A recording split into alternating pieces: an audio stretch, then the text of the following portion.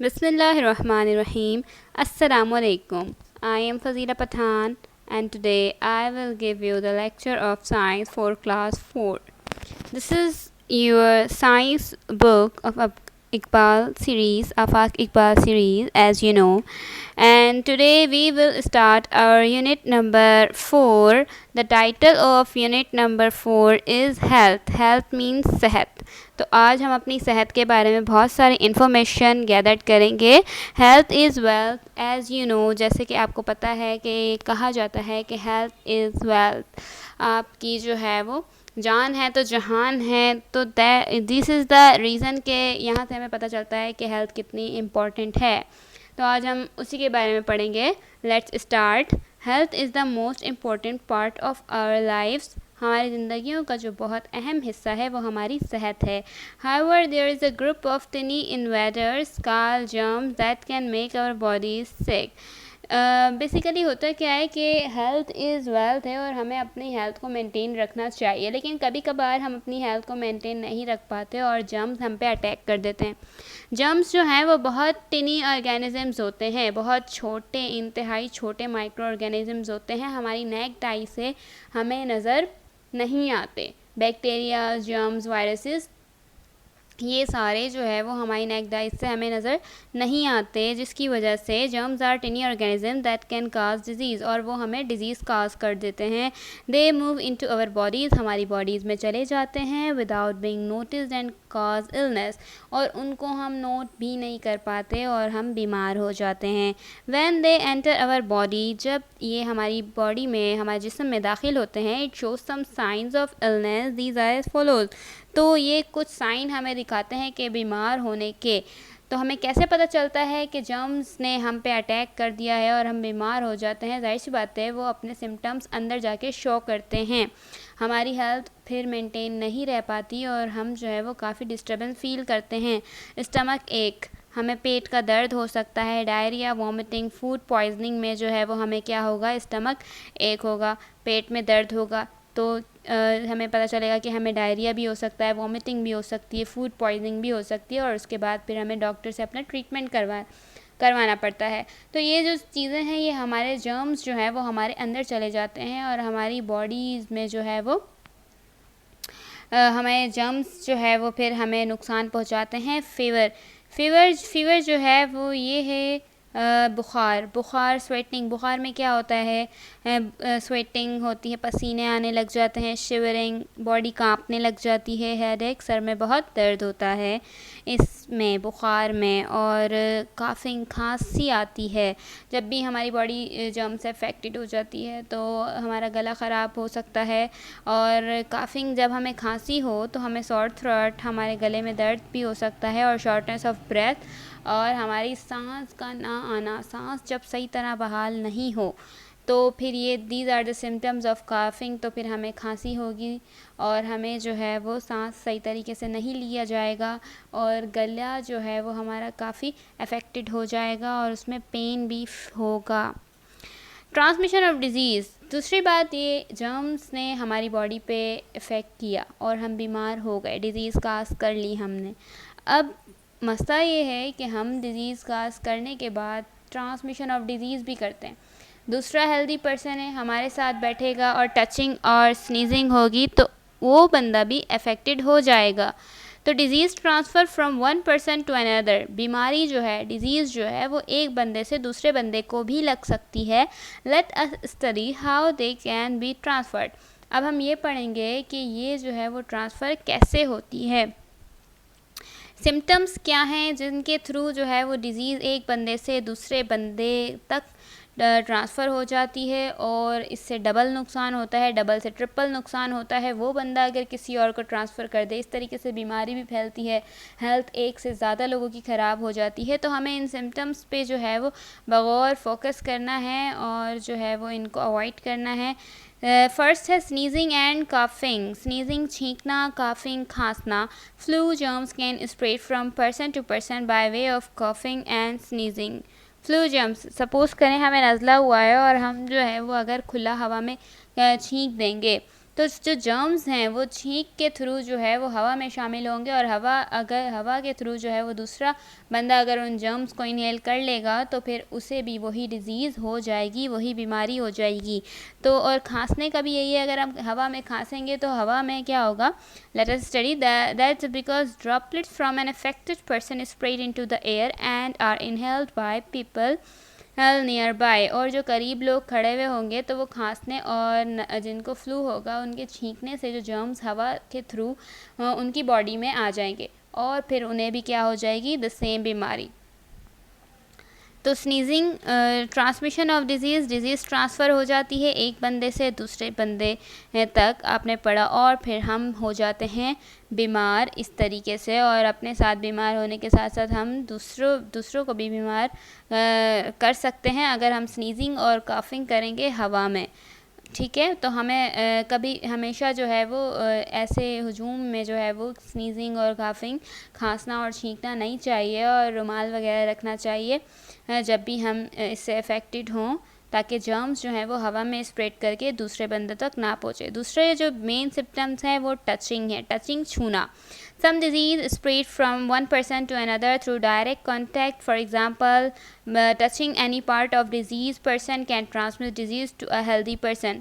अगर हम एक हेल्दी पर्सन है और एक बीमार शख्स है और एक सेहतमंद शख्स है, बीमार शख्स जो है उसको कोई ऐसी बीमारी है जो छूने से भी फैल सकती है, तो अगर वो अपने जर्म्स वाले हाथ जो है, जाहिर सी बात है वो बंदा अफेक्टेड है, इस टाइम उसकी बॉडी में जो है वो जर्म्स हैं जो उसको बीमार कर रहे हैं, तो वो अगर वही जर्म्स दूसरी बंदे को छुएगा, दूसरे बंदे को टच करेगा, तो वो जर्म्स उसकी बॉडी में भी ट्रांसफ़र हो जाएंगे, और उनकी टचिंग से, छूने से जो है वो क्या होगा, जर्म्स जो हैं वो एक बंदे से दूसरे बंदे में मुंतकिल हो जाएंगे, और वो जो हेल्दी पर्सन था वो भी बीमार हो सकता है।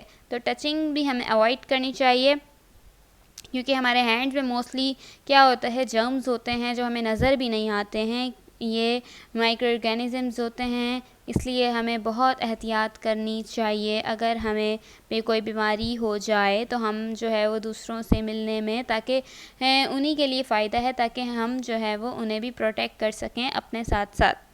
Indirect contact, germs can also transfer from diseased person to object around which can cause disease in a healthy person.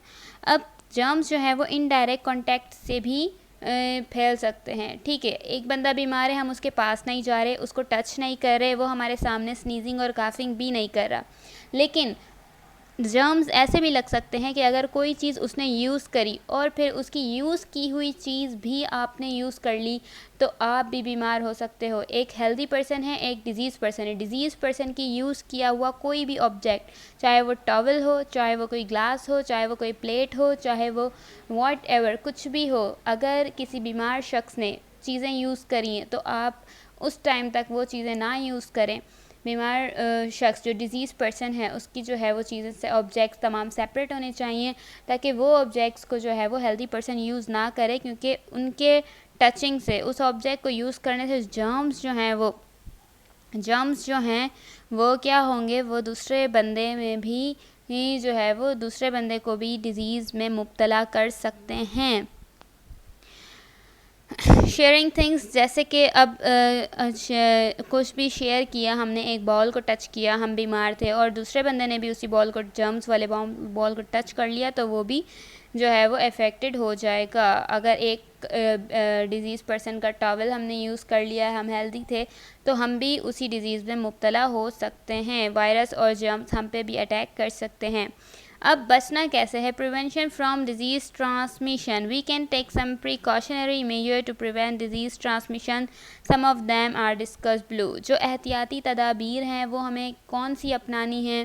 ठीक है, ट्रांसफ़र ऑफ डिजीज़ हमें पता चला कि किन किन चीज़ों से फैलता है, स्नीजिंग से, काफिंग से, टचिंग से, इनडायरेक्ट कॉन्टेक्ट से, और अगर ऑब्जेक्ट जो है वो किसी ने यूज़ किया है, वही ऑब्जेक्ट अगर हमने यूज़ कर लिया है तो हम भी डिज़ीज़ का शिकार हो जाएंगे और हमें भी मुख्तलिफ़ किस्म की डिजीज़ हो सकती हैं जो कि बहुत हार्मफुल भी हैं। तो अब हमें इनसे बचना है और हम प्रिवेंशन, एहतियात किस तरीके से की जाए, तो हम एहतियात, फ़र्स्ट है सबसे पहले वैक्सीनेशन। अगर कोई ऐसी बीमारी जो है वो माहौल में, आपके एनवायरनमेंट में फैल चुकी है, जो एक के बाद एक जो है वो दूसरों पर अटैक कर रही है, तो आप उसकी वैक्सीनेशन करवा लें। अब वैक्सीनेशन क्या होती है? वैक्सीनेशन जो है वो इंजेक्ट की जाती है बॉडी में, helps the immune system to fight against the specific germ.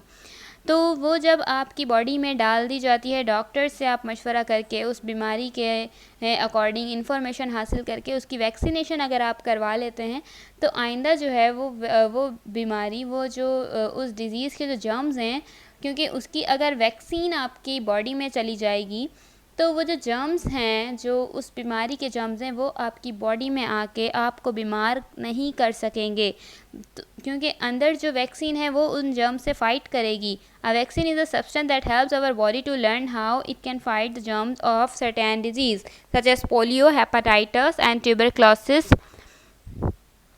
जैसे कि एक बीमारी होती है पोलियो बीमारी होती है, तो पोलियो की जो है वो अगर हम वैक्सीन करवा लें, तो फिर वो पोलियो जो है वो हमें कभी भी नहीं होगा। उस जर्म्स जो है वो जब भी बॉडी में आएगा, तो जो वैक्सीन हमारी हुई हुई होगी, वो जर्म्स जो है वो वैक्सीन हमें इनेबल कर देगी, इस काबिल कर देगी कि हम जो है वो उसके जो जर्म्स अगर आ गए हैं बॉडी में, तो उससे ईज़िली फ़ाइट कर लें। तो वो, और दूसरी बीमारी है हमारी हेपेटाइटिस। हेपेटाइटिस में क्या होता है? हेपेटाइटिस जो है वो हमारी लिवर की बीमारी है। लिवर में जो है वो हेपेटाइटिस वायरस अफेक्ट कर जाता है, उसका जर्म अफेक्ट कर जाता है। तो अगर हम हेपेटाइटिस की वैक्सीन करवा लें, तो फिर हम जो है वो इससे बच सकते हैं। ट्यूबरक्लोसिस जो है वो टीबी की बीमारी होती है, और इसमें अगर इसकी भी वैक्सीन हो जाए तो हम इससे ही बच सकते हैं। तो वैक्सीन जो है वो हमें अर्ली एजेस में करवा लेनी चाहिए, ताकि हम जो है वो इल होने से, बीमार होने से बच सकें। दूसरा हमें क्या करना चाहिए? हमें जो है वो वॉशिंग हैंड्स, हमें अपने हाथ बार बार धोने चाहिए किसी अच्छे मयारी साबुन से, और सैनिटाइज़र यूज़ करना चाहिए, हैंड वॉश करना चाहिए। As you touch thing you gather germs on your hand. जैसे आप बाहर जाते हैं और आप मुख्तलिफ़ चीज़ों को टच करते हैं, इवन घर में भी आप डिफरेंट चीज़ों को टच कर रहे होते हैं, तो जर्म्स आपकी हैंड्स पे सबसे पहले लग जाते हैं, तो वो आपको बीमार करने में सबसे ज़्यादा किरदार अदा करते हैं। इसलिए हमें जो है वो हाथ बार बार धोने चाहिए। Keep hands clean can reduce chance of getting सिक। जितने ज़्यादा आपके हाथ पाँव साफ़ रहेंगे, आपकी बॉडी साफ़ रहेगी, डेली बाथ लेना चाहिए, डेली नहाना चाहिए, और जो है वो बार बार हाथ धोने चाहिए। जितने ज़्यादा आपके हाथ पाँव साफ़ रहेंगे, उतने ज़्यादा आप बीमारियों से बचे रहेंगे। तो हमें वॉशिंग हैंड्स जो है वो बार बार करते रहना चाहिए। थर्ड चीज़ जो हमें लेनी चाहिए वो है फ़िल्टर्ड वाटर। पानी जब भी पिएं, साफ़ और शफाफ पिएं। Water contain dirt, soil and chemicals, so it's important to drink filter और बॉइल्ड वाटर। पानी में जो है वो जब तक वो फ़िल्टर नहीं होता, तब तक उसमें डर्ट, मिट्टी, केमिकल्स और डिफरेंट जो है वो जर्म्स भी पाए जा सकते हैं। इसलिए हमें वही पानी यूज़ करना चाहिए जो फ़िल्टर्ड हो, जिसमें जो है वो कोई जर्म्स, कोई डर्ट मौजूद ना हो। क्योंकि पानी जो है वो हम खाने के बाद सबसे ज़्यादा जो है वो हम पानी ही पी रहे होते हैं। दिन में अगर हम अंदाज़ा लगाएं तो इंसान पानी काफ़ी ज़्यादा पीता है। तो पानी जो है वो फ़िल्टर्ड वाटर होना चाहिए, ताकि वो हमें अंदर जाके बीमार ना कर सके। साफ़ पानी हमारी सेहत के लिए बहुत अच्छा होता है, बेनिफिशियल होता है, जबकि गंदा पानी हमारी मुज़र सेहत है, हमारी सेहत के लिए बहुत ज़्यादा डेंजरस होता है। चौथी चीज़ जो हमें प्रिवेंशन फ्रॉम डिज़ीज़, हमें डिज़ीज़ से दूर रखती है, एहतियाती तदाबीर है कि वो है यूजेज़ ऑफ मास्क। आजकल हमारे गवर्नमेंट ने भी, स्टेट ने भी ये ऑर्डर दिया हुआ है कि आप मास्क पहनें, क्योंकि ये जो वबा है ये जो है वो काफ़ी डेंजरस है। तो इससे बचने के लिए भी ये सारी जो है प्रिवेंशन जो है वो आप टीवी पे भी अक्सर सुनते होंगे यूजेस ऑफ मास्क यूज़ किया जाए। People having flu can transmit influenza germ to healthy person through sneeze and coughs. अगर आप किसी ऐसे शख्स के साथ रहते हैं कि उसको फ्लू हो गया, नज़ला हो गया, तो आप मास्क पहने जब तक नज़ला ठीक हो जाता है, तो फिर आप पे वो इफ़ेक्ट नहीं करेगा। अदरवाइज़ आप भी जो है वो कुछ डेज़ बाद फ्लू का शिकार हो सकते हैं।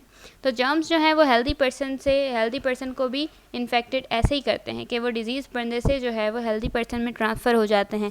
तो जिसके लिए हमें एहतियाती तदाबीरें करनी चाहिए और अपने आप को जो है बिल्कुल सेफ़ एंड सिक्योर रखना चाहिए। और ये मास्क यूज़ करने से क्या होता है, उनका रास्ता ब्लॉक हो जाता है और जर्म्स जो हैं वो हमें इनहेल नहीं हो पाते हमारे अंदर, जिसकी वजह से हम बीमार होने से बच जाते हैं। तो मास्क का यूजेज लाजमी हो। उम्मीद है आप सबको ये लेक्चर समझ में आया होगा। इंतहाई बेनिफिशियल लेक्चर था ये। आप इसको काफ़ी टाइम 2-3 दफ़ा सुनें, इंशाल्लाह ये जो है वो आपके लिए काफ़ी बेनिफिशियल होगा। अल्लाह आपका हामी और नासिर हो। अल्लाह हाफ़िज़।